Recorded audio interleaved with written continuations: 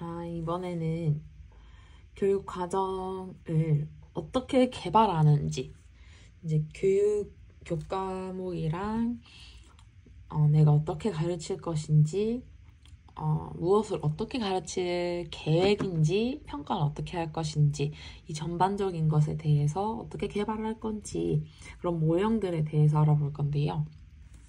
모형들은 여기 보시다시피 하나, 둘, 셋, 넷, 5개. 5개나 있습니다. 5개밖에 없네요. 파이팅 해봅시다. 파이팅 파이팅. 네, 첫 번째로는 타일러의 합리적 교육과정 개발 모형인데요. 처음으로는 교육 목표를 설정하고, 그 다음 학습 경험을 선정하고, 학습 경험을 조직하고, 학습 경험을 평가합니다.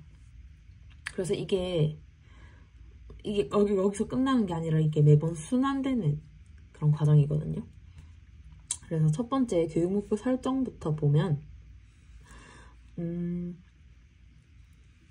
이 교육 목표는 어떻게 선정하냐면 그 원천은 학습자의 연구를 하고 사회에 대한 연구를 위하고 또 교과 전문가의 견해를 반영해야 합니다. 학습 경험을 선정하는 것은 이 경험에 대해서는 교육 내용을 경험하고 학습 경험, 활동을 이제 경험이라고 할 수도 있는데요. 여기서 기회의 원리, 만족의 원리, 가능성의 원리, 다경험의 원리, 다성과의 원리, 이런 여러 가지 원리가 있는데 학생들에게 경험을 이제 가질 수 있는 기회를 주고 어떠한 경험을 하고 성취감을 느낄 수 있도록 만족을 할 수 있도록 도와주고, 가능성의 원리, 이제 학생의 특성에 따라서 정말 그 어떤 도전적 과제를 해낼 수 있는 것, 곧 자신이 생각하는 것보다 자신의 능력보다 조금 더 높은 수준의 과제를 내가 할 수 있겠다라는 자신감을 가지고 해내는 그런 가능성의 원리를 말합니다. 그 다경험의 원리도 이제 많은 경험을 할 수 있는 것이고, 다성과의 원리, 여러 가지 경험을 했으니까 여러 가지 성과가 나올 수 있겠죠? 그래서 이 교육 목표라는 것, 타일러의 합리적 교육 과정의 교육 목표의 진술에 대해서는 우선 교육 목표는 교수 학습이 끝난 후에 학생들이 하게 될 행동, 그것을 구체적인 행위 동사를 사용하라고 하였습니다. 이제 교육 목표 진술에 대해서 3가지 특징, 그리고 법칙이라고도 할 수 있죠.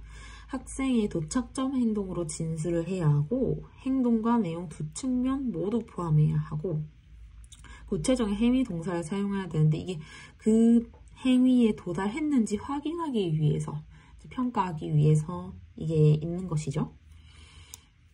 그 다음에 학습 경험 조직, 3번째로 갑니다. 학습 경험을 조직하는데,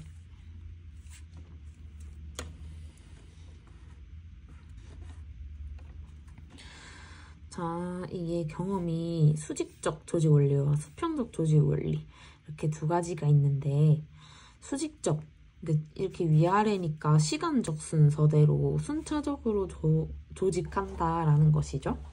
그래서 이제 계속성과 계열성이라는 특징이 있는데, 계속성은 이제 시간이 지나도 같은 경험을 계속하여 반복해서 경험할 수 있는 것을 말하고, 이제 계열성의 경우에는 내가 미리 과거에 배웠던 선수학습과 인지발달 단계에 기초하여서 이제 이전에 배웠던 것들에 계속 더해가서 발전되는 그런 학습 경험을 조직하는 것입니다. 마지막으로 학습 경험 평가는 이제 이 도착점 행위 동사, 목표 도달 여부를 확인하고 교육과정의 강점과 약점을 파악을 하고 또 교육과정의 효율성을 점검하면 됩니다.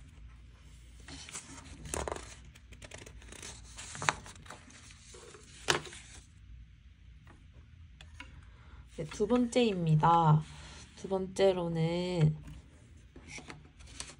이제 워커의 실제적 교육 과정, 숙의 모형이라고도 하는데 왜 숙의 모형이라 하느냐?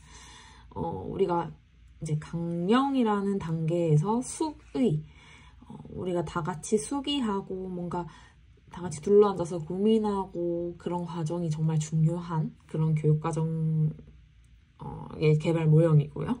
그 다음 설계를 실제로 하는 것들. 그래서 이것을 자연주의 모형이라고도 하는데 개발 단계에 대해서 자세히 해보겠습니다. 개발 단계 첫 번째는 토대 다지기 강령이라고 합니다. 영어로 플랫폼이라 하죠. 이미 가지고 있는 다양한 개념, 여러 사람들이 모일 거 아니에요. 이 하나의 교육 과정을 만들기 위해서. 근데 그 사람들마다 가지고 있는 개념이나 이론, 그런 목적들이 다 다를 것인데 이런 거에 대해서 이제 여러 가지 의견을 내고 공감대를 형성할 수 있는 그 준비를 하는 것. 그래서 합의를 위한 발판이 된다고도 할 수 있습니다. 그 다음 두 번째, 숙의라는 과정이 있는데요. 이제 교육과정 개발의 목적과 달성 방법을 확인하고 그 대안들에 야상되는 결과를 검토하고 이제 이 토론을 통한 특정 대안에 대해서 합의를 도출하는 것입니다. 이게 낫겠다, 저게 낫겠다 여러 가지 의견들을 들어본 후에 뭔가 그렇게 토의처럼 의견만 주고받는 것이 아니라 뭔가 합의를 도출하기 위해서 노력을 해야 한다는 것이죠. 근데 여기서 이 과정에서 숙의 과정이 모두 완료되지 않아도 설계는 이루어집니다. 우선 숙의를 다 하고 나서 교육 프로그램의 상세한 계획을 수립을 하고요. 아까 말씀드렸던 것처럼 숙의가 완성되지 않아도 완전한 합의 없어도 설계는 진행될 수 있습니다. 그래서 이 단계에서 계속 숙의를 연장하는 거죠. 설계하면서도 계속 상세하게 생각을 하면서 고민을 하면서 설계를 하게 되는 거죠. 근데 이 과정에서 몇 차례 숙의를 다 거쳐서도 뭔가 계속해서 살아남은 그런 뭔가 개인적인 선호나 집단적인 정치적 측면이나 생각들이 설계에 반영될 수 있습니다. 이 워커의 실제적 교육과정, 숙의 모형의 장점과 문제점에 대해서 알아보면 장점은 이제 교육과정을 계획하고 개발하는 동안 실제로 일어나는 것을 정확하게 묘사했다고 합니다. 우리도 왜 계획을 뭔가 짤 때, 다 같이 뭔가를 할 때 뭔가 의견을 주고받고 뭔가를 정하는 데 시간이 굉장히 오래 걸리지 않습니까? 근데 또 합의를 이루지 못해도 어떻게 계획이 진행될 수 있는지 진술을 한 것이 정말 장점이라 할 수 있습니다. 뭔가 합의를 저희 경험 같은 경우는 합의를 이루지 못하면 계획에 대해서 뭔가 설계해 나가지 못하는 그런 단점이 있는데 이제 이 숙의 모형에서는 계획을 짜면서 숙의를 계속 진행할 수 있다는 게 장점이죠. 문제점으로는 이 교육과정 설계를 완성을 한 다음에 여기서 완성을 했어요. 근데 완성한다면 무슨 일이 어떻게 일어나야 할지에 대한 언급이 부족합니다. 그리고 이거는 이제 강령 숙의 설계 이 모든 과정이 시간이 많이 오래 걸리기 때문에 소규모 학교에는 적용이 좀 어렵습니다.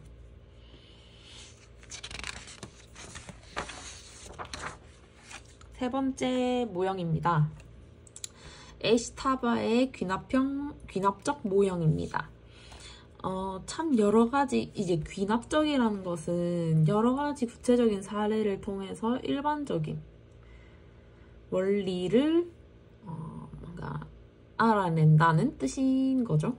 그래서 이 단원 생산을 하기 위해서 여러 가지 것들을 조사를 해서 시험 단원을 검증하고 개정 및 통합, 구조 개발, 그래서 새 단원을 만들고 정착하고 확산하는 그런 과정이 됩니다.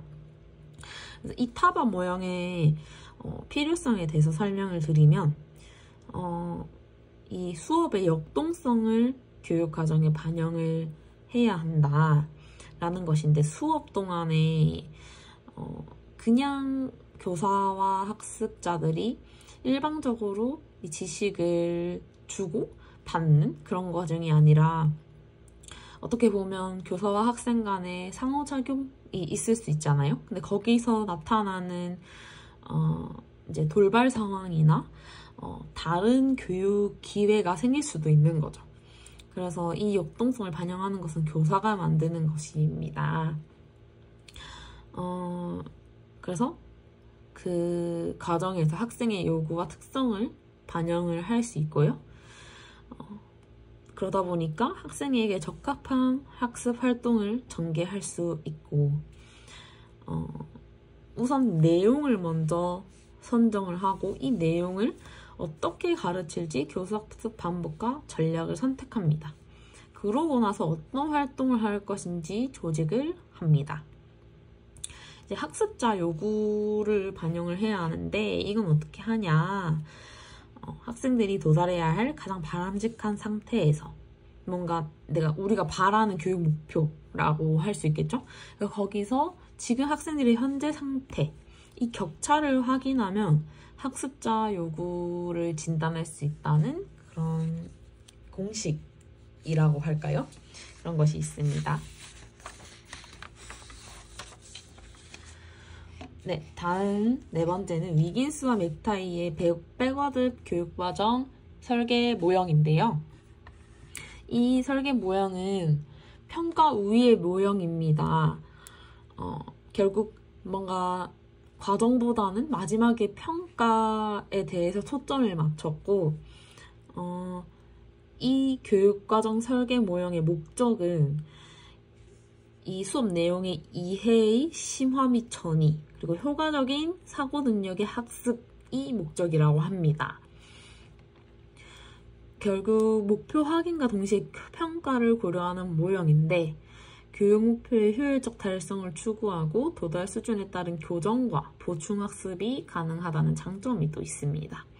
백워드 설계 모형은 처음에 단원 목적과 질문을 개발하고, 그 다음에 바로 어떻게 평가할 것인가, 이런 목적들을 이루기 위해서 어떻게 평가를 할 것인가, 그 결과에 대해서 그것들을 먼저 정하고 학습 경험과 수업 전개 내용의 계획을 짠다고 합니다. 먼저 단원 목적 설정과 질문 개발에 대해서 이 자세한 내용은 영속한 이해가 단원 목적이 됩니다. 뭔가 단기적인 현상보다는 우리가 오래오래 기억해야 할 것들에 대해서 이해하는 것이 단원의 목적이 대부분 될 수 있고요. 내용 성취의 기준은 어떻게 이해했는지 이해의 종류를 확인하고 그것이 단원 목적을 설정할 수 있게 됩니다. 그 원리로서는 본질적인 질문에서부터 시작해서 단원 질문의 순으로 전개하는 것이죠. 예를 들어서 동물의 종류에는 어떤 것이 있나요? 본질적인 질문. 오늘은 곤충에 대해서 알아봅시다. 개미에 대해서 알아봅시다. 이렇게 이제 본질적인 질문에서 자세한 오늘의 단원 목표에 대해서 질문을 할 수 있는 것이죠. 그렇게 수업을 전개해 나갈 수 있고요. 이에 대해서 평가 계획을 어떻게 세우냐. 학생들이 이 단원 목적을 성취한 결과를 확인할 수 있도록 수행과제, 포트폴리오법, 지필검사, 자기평가, 반성방법 등등 여러 가지 방법들이 있습니다. 여기서 이해의 종류를 확인한다고 하였는데, 이제 사람이 학습자가 어떤 이해를 하고 그 이해의 정의에 대해서 알아보겠습니다. 종류는 총 6가지 설명, 해석, 적용, 관점, 연민, 자기지식이 있습니다. 설명은 무언가가 왜, 어떻게 일어나는지 진술하고 서술하는 능력을 말합니다. 말 그대로 설명하는 능력이죠. 해석은 이제 의미를 제공하는 서술이나 번역을 말하고, 적용은 지식을 새로운 상황이나 다양한 맥락에 효과적으로 사용하는 능력, 이제 문제 해결 능력이랑도 비슷하죠. 그리고 관점은 비판적이고 통찰력 있는 견해에 대해서 뭔가 나 자신의 생각도 그리고 여러 가지 관점에서 바라볼 수 있는 안목을 기를 수 있고, 이 연민이라는 것은 정의적 특성에 관해서 타인의 감정과 세계관을 수용할 수 있는 능력을 말합니다. 자기 지식은 이제 자신의 무지를 아는 지혜, 그러니까 내가 이것을 모르구나 라는 것을 알아야 하고, 자신의 사고와 행위를 반성할 수 있는 능력, 그러니까 부족한 것을 인정하고 반성을 하고 고치는 그런 능력이 자기 지식이라고 합니다. 그래서 이 6가지가 이해의 종류라고 할 수 있고요. 이 내용 성취의 기준이 이 6가지 이해의 종류들 중에 이제 몇 가지들을 학습자들이 얻을 수 있도록 도우고, 그것을 확인한 이후에 단원 목적을 그에 맞게 설정을 하는 그런 개발 형식이 되겠습니다.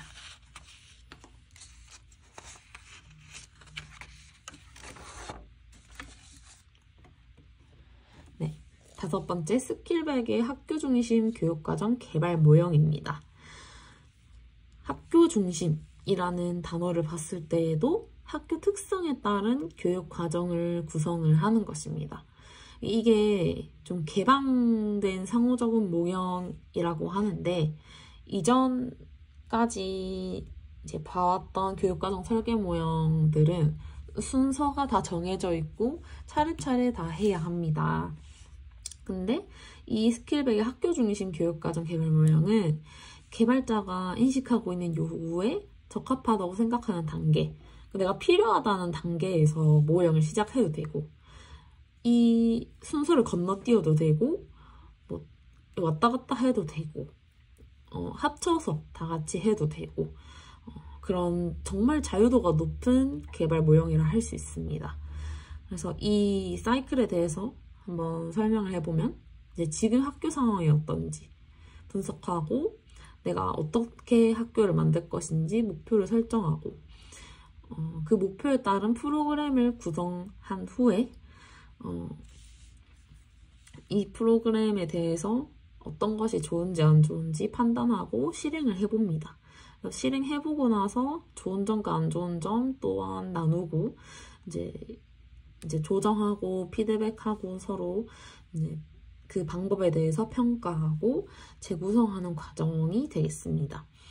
이 학교 중심이기 때문에 학교에서 일어나는 모든 일들에 다 적용이 될 수 있는데, 이제 이렇게 재구성이 한 번 됐다 해서 끝나는 것이 아니라 이제 또다시 생기는 상황이나 아니면 그대로 문제가 되는 상황이나 그런 부분들에 대해서 뭔가 순서에 무관하게 아니면 부족하다고 생각하는 그런 단계에서 뭐 내가 프로그램 구성이 조금 미흡했다 하면 여기서부터 시작을 할 수도 있는 것이죠.